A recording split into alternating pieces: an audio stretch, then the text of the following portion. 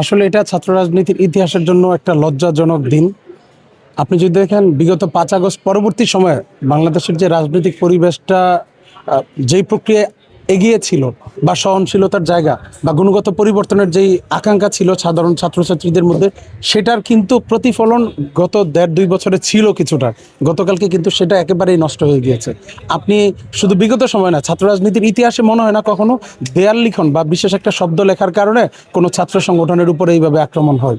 আপনি দেখেন শুরুটা করেছিল কারা, আর এই শব্দের কারণে কারা প্রতিক্রিয়া দেখিয়েছে। সবসময় দেখে আসছি গুপ্ত শব্দটা বললে জামাত শিবিরের যারা নেতাকর্মী আছে বা সমর্থক আছে তারা তেলেবেগুনে জ্বলে ওঠে। আসলে কি তারা প্রকৃতান্তে গুপ্ত রাজনীতির প্রক্রিয়াটা স্বীকার করিয়ে নিচ্ছে এর মাধ্যমে?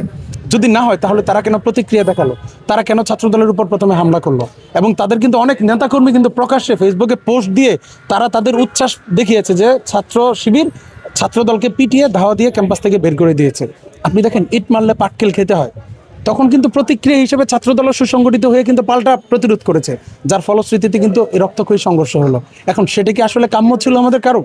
দেয়াল লিখনের কারণে এই ধরনের প্রতিক্রিয়া হওয়া উচিত ছিল? আপনি দেখেন গুপ্ত রাজনীতি বিষয়টা কেন বারবার এইভাবে সামনে আসছে। আপনি দেখেন ছাত্র শিবিরের বর্তমান যিনি সভাপতি, উনি কিন্তু যেই ক্যাম্পাসে ছাত্র রাজনীতি নিষিদ্ধ ছিল সে খুলনা বিশ্ববিদ্যালয়ের ছাত্র।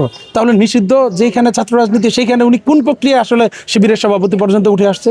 আপনি বলেন ছাত্র শিবিরের নেতা হওয়ার জন্য কিন্তু অনেকগুলো ধাপ পূর্ণ করতে হয়, এখানে কিন্তু গ্যাপ থাকার সুযোগ নেই। তাহলে ওনার যে একাডেমিক ক্যারিয়ারটা যতদিন বিশ্ববিদ্যালয় ছিল, খুলনা বিশ্ববিদ্যালয়, সেই সময় কি উনি রাজনীতির সাথে যুক্ত ছিলেন না? এবং আমরা জানি ওইখানে পড়া অবস্থায় উনি খুলনা মহানগরের দায়িত্ব ছিলেন, ছাত্র শিবিরের দায়িত্বশীল ভূমিকা রাখছে। তো সেই জায়গা থেকে দেখেন গুপ্ত রাজনীতির পক্ষে তারা কেন থাকে? কারণ উদ্দেশ্য হচ্ছে ছাত্র রাজনীতি নিষিদ্ধের নাম করে এককভাবে শুধুমাত্র তাদের রাজনীতিটাই গুপ্তভাবে যাতে চর্চা করতে পারে, একক আধিপত্য থাকে ক্যাম্পাসগুলোতে, সেই কারণেই তারা গুপ্ত রাজনীতির পক্ষে সবসময় কথা বলে আসছে। আপনারা দেখেন আমরা সবসময় বলে আসছি যে বাংলাদেশের রাজনীতিতে ক্যাম্পাসগুলোতে রাজনৈতিক সহাবস্থান দরকার, গুণগত পরিবর্তন দরকার। আমরা আমাদের কাজের মাধ্যমে বেটার অপশন তৈরি করব যাতে সাধারণ ছাত্রছাত্রী তাদের চাওয়া পাওয়ার মাধ্যমে যেই ছাত্র সংগঠনগুলো তাদের চাওয়া পাওয়াকে গুরুত্ব দিবে, তাদের প্রায়োরিটি দিবে, তাদের ছাত্র রাজনীতির পাশাপাশি গুণগত পরিবর্তন, ক্যাম্পাসের ছাত্র রাজনীতি পরিবেশ চেঞ্জের জন্য যারা কাজ করবে তাদের ছায়া তলে যাবে। আপনি জানেন কয়েকদিন আগেই গাজীপুরে একজন ইমামের মেয়েকে কিন্তু তুলে নেওয়া নিয়ে একটা সামাজিক মাধ্যমে একটা চলে আসছিল। সেটা নিয়ে স্বয়ং বিরোধী দলীয় নেতা শফিকুর রহমান, যিনি জামাতে ইসলামের আমির, উনি পোস্ট করেছে এখানে নাকি আমরা সরকারি দলের ছাত্র সংগঠন তারা জড়িত।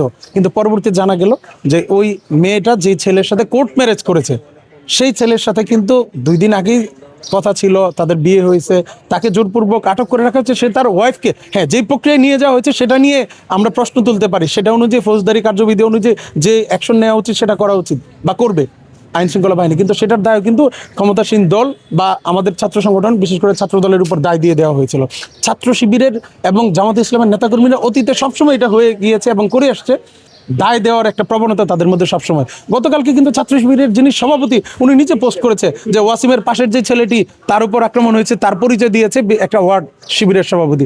অথচ আমাদের সায়েদ কিন্তু নিজে পোস্ট দিয়ে কনফার্ম করেছে যে ওই ছেলেটি মূলত আমি, এবং সেটার কিন্তু একাধিক ছবি ডকুমেন্ট সহ কিন্তু পোস্ট করা হয়েছে পরবর্তীতে। তো এইভাবেই তাদের রাজনীতি কার্যক্রম চলে আসছে। আপনি জানেন জনগণ তাদের ভোটের মাধ্যমে ম্যান্ডেট দিয়েছে বিএনপিকে, এবং সেই দলের ছাত্র সংগঠন হিসেবে বাংলাদেশ জাতীয়তাবাদী ছাত্রদল গুণগত পরিবর্তন নিয়ে কাজ করছে, ছাত্রছাত্রীদের দাবি দেওয়া নিয়ে কাজ করছে, এবং গেস্ট রুম গণরুম কালচার, জোরপূর্বক মিছিলে নেওয়ার কালচার থেকে বেরিয়ে এসে তথ্যভিত্তিক এবং জ্ঞান নির্ভর যে কর্মসূচি সেটার দিকে ধাবিত হওয়ার চেষ্টা করছে। তার ফলশ্রুতিতে কিন্তু তারা তাদের রাজনীতিটা বিলুপ্তিকরণের একটা সম্ভাবনা দেখছে, যার কারণে কিন্তু ভিন্ন প্রয়াসে ভিন্ন নামে তারা কিন্তু এইরকম একটা ন্যাক্কারজনক ঘটনা ঘটিয়েছে, যাতে ছাত্র রাজনীতি নিয়ে বিরূপ মনোভাব ছাত্রছাত্রীদের মধ্যে চলে যায়, যাতে ছাত্র রাজনীতি বিমুখ হয়ে যায় সাধারণ ছাত্রছাত্রীরা। আমি মনে করি তাদের কার্যক্রমের মূল প্রয়াস ছিল সেটা। অতীতে দেখেছি বিভিন্ন ক্যাম্পাসগুলোতে, আমি যদি বলি তিতুমির কলেজ আছে, আমাদের রাজশাহীতে এরকম হয়েছে, জগন্নাথ বিশ্ববিদ্যালয় হয়েছে, ইভেন ঢাকা বিশ্ববিদ্যালয় হয়েছে, যারা 5 আগস্ট পরবর্তী সময় বিভিন্ন সময় ছাত্র রাজনীতি নিষিদ্ধের দাবিতে প্রোগ্রাম করেছে, কর্মসূচি দিয়েছে, তারা পরবর্তী ছাত্র শিবিরের কমিটিতে পদধারী নেতা হিসেবে আবির্ভূত হয়েছে। তো সেই কারণেই কিন্তু আমরা গুপ্ত রাজনীতির বিপক্ষে ছিলাম। এবং গতকালকে যেই জিনিসটা হয়েছে সেখানে আমাদের ছাত্র দলের একজন নেতা, যিনি চট্টগ্রামের প্রথম শহীদ ছিলেন জুলাই আগস্টের ছাত্র গণঅভ্যুত্থানে, তার ঠিক বাম পাশে যে ছেলেটা ছিলেন সায়েদ, তার উপর কিন্তু ন্যাক্কারজনক হামলা হয়েছে। সে এখনো জীবন মৃত্যুর সন্ধিক্ষণে, সে হসপিটালে ট্রিটমেন্ট নিচ্ছে। আমরা সবসময় বলে আসছি যে ক্যাম্পাসগুলোতে আমরা সহাবস্থান চাই, গণতান্ত্রিক পরিবেশ চাই, যেখানে প্রতিটা ক্রিয়াশীল ছাত্র সংগঠন তাদের মতো করে কর্মসূচি পালন করতে পারবে, ছাত্রছাত্রীদের দাবি দেওয়া নিয়ে কাজ করতে পারবে, যার ফলশ্রুতিতে সাধারণ ছাত্রছাত্রীরা যাদের কার্যক্রমকে পছন্দ করে, যাদেরকে আস্থাশীল মনে করে তাদের ছায়াতলে যাবে। এবং মজার বিষয় হচ্ছে আজকেও কিন্তু চট্টগ্রামে গিয়ে কিন্তু সাদিক কায়েম, সিএমপির যে প্রশাসনিক কর্মকর্তারা আছেন, পুলিশ প্রধান সহ যারা আছেন, তাদের সাথে দেখা করে এসে কিন্তু সাংবাদিক ব্রিফিং এই শব্দটাই ব্যবহার করেছে। আমার কাছে তখনই সব থেকে হাসি পেয়েছে। আমার মনে হয় এটা সবারই এরকম ফিলিংস হওয়ার কথা। উনি নিজে বলতেছে ক্যাম্পাসে গণতান্ত্রিক পরিবেশ চায়, তাহলে তারা কেন ছাত্র রাজনীতি নিষিদ্ধকরণের এই স্লোগানটা দেয়ালে লিখলো?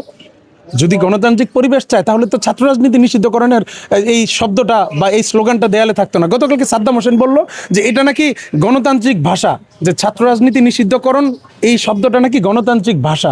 তো এটা যদি গণতান্ত্রিক ভাষা হয় তাহলে তারা কি আসলে গণতান্ত্রিক পরিবেশ চায়? এই প্রশ্নটা আমি রাখতে চাই। যদি পরিবেশ চাইতো তাহলে কিন্তু তারা এটা প্রশ্ন তুলতো যে এইখানে আমরা এই ধরনের পরিবেশ চাই, যেই পরিবেশে সবাই তাদের কার্যক্রম সঠিকভাবে পালন করতে পারে, সাধারণ ছাত্রছাত্রীরা যাতে সেই অনুযায়ী তাদের পছন্দের ছাত্র সংগঠনের সাথে যুক্ত হতে পারে। কিন্তু তারা সেটা করে নাই।